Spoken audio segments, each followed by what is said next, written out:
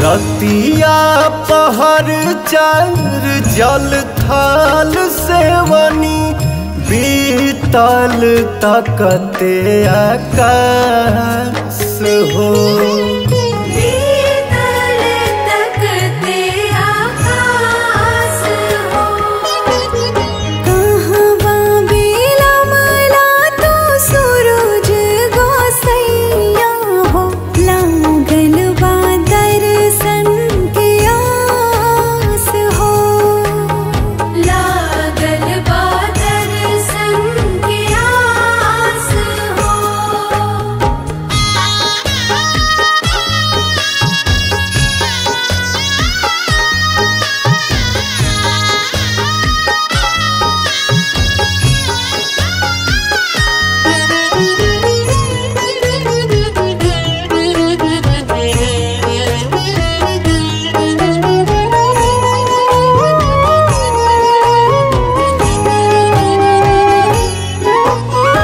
शीतल जल में शरीरिया हो सितियाइलबा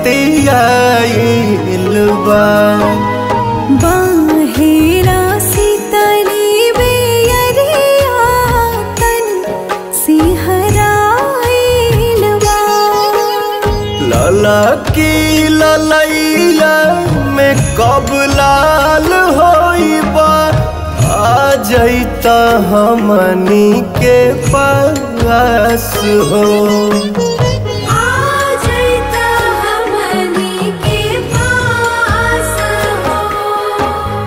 रथवारो कल तोहर कहवा दित माल लागल बा दर्शन के आस हो। लागल बा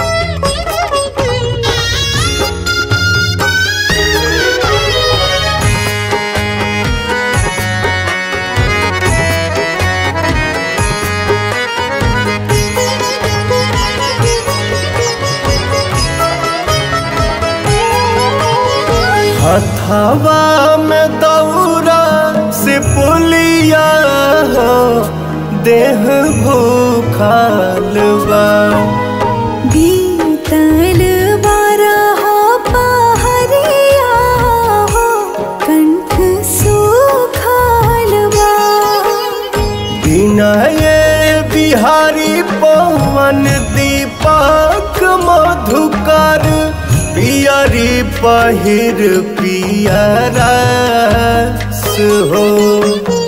पियरी पहिर पियरस हो। दीन दुखियन के तू दीनानाथ हौआ दुनियाई तोहार दास हो। दुनियाई